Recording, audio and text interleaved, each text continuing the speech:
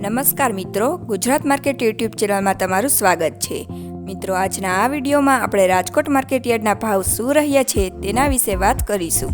પણ તે પહેલાં મિત્રો, જો તમે દરરોજના રાજકોટ માર્કેટયાર્ડના ભાવ જાણવા માંગતા હોય તો નીચે આપેલા લાલ કલરના સબસ્ક્રાઇબ બટનને દબાવીને સબસ્ક્રાઇબ કરી લો અને પાછળ રહેલા બેલને પ્રેસ કરી લો, જેથી રાજકોટ માર્કેટયાર્ડના ભાવનો મેસેજ તમને મળતો રહે। તો ચાલો મિત્રો, આજે રાજકોટ માર્કેટયાર્ડમાં શું ભાવ રહ્યા છે તે જાણી લઈએ।